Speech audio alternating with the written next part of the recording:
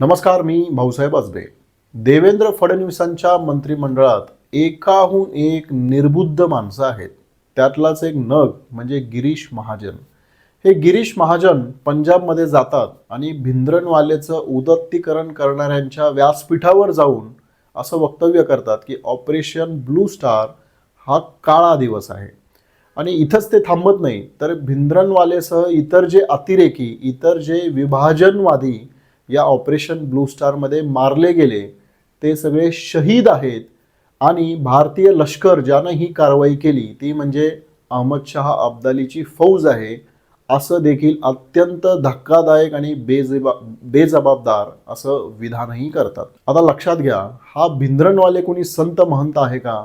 तर नाही.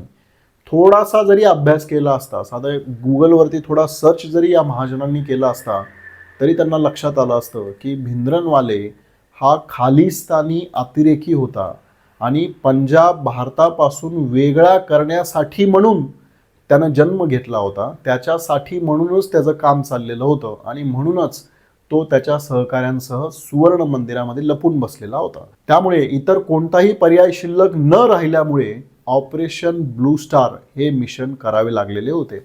लक्षात घ्या, त्यातलं गांभीर्य, त्यातला धोका हा इंदिरा गांधींना माहीत होता, तरी देखील ऑपरेशन ब्लू स्टार केलं गेलं आणि त्याची किंमत म्हणून आपल्या जीवाचं बलिदान इंदिरा गांधींनी दिलं.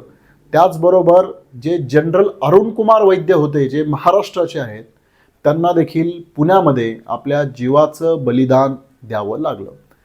तरी देखील हा माणूस तिथे जाऊन जनरल अरुण कुमार वैद्य यांना शहीद म्हणत नाही, तो भिंद्रनवालेला शहीद म्हणतोय आणि जनरल अरुण कुमार वैद्य यांना तो अहमद शाह अब्दालीची फौज म्हणतोय. त्यामुळे गिरीश महाजनांचं हे विधान हे देशविरोधी विधान आहे.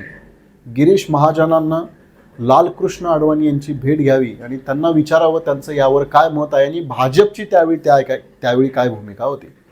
लालकृष्ण अडवाणी यांनी जे आपलं आत्मचरित्र लिहिलंय, माय कंट्री माय लाईफ, त्याच्यामध्ये त्यांनी स्पष्ट असं लिहिलंय की भिंद्रनवालेवरती कडक अशा प्रकारची कारवाई करावी म्हणून भाजपनं मोठं आंदोलन केलेलं होतं. त्यांनी तारीखही सांगितली आहे, 3 मे 1984, म्हणजे ऑपरेशन ब्लू स्टारच्या साधारणतः 1 महिना आधी दिल्लीमध्ये अटल बिहारी वाजपेयी आणि लालकृष्ण अडवाणी यांनी आंदोलन केलेलं होतं.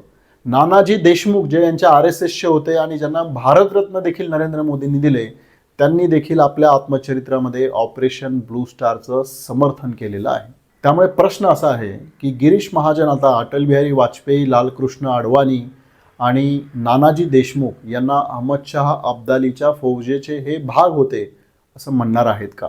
गिरीश महाजनांनी असं वक्तव्य करण्याचं टायमिंग हे आहे की आता पुढच्या वर्षी पंजाबमधली निवडणूक आहे आणि निवडणूक जिंकण्यासाठी भाजपा कोणत्याही थराला जाऊ शकतं, त्याचं उदाहरण म्हणजे गिरीश महाजन यांचं वक्तव्य आहे. आता महत्त्वाचा मुद्दा असा की गिरीश महाजनांना पाठवलं कुणी? देवेंद्र फडणवीसांनी पाठवलेलं आहे. इनफॅक्ट गिरीश महाजन त्या ठिकाणी असं म्हणाले की यावेळी विधान परिषदेच्या निवडणुकीमुळे देवेंद्र फडणवीस येऊ शकले नाहीत, पण पुढच्या वेळी मात्र देवेंद्र फडणवीस येतील.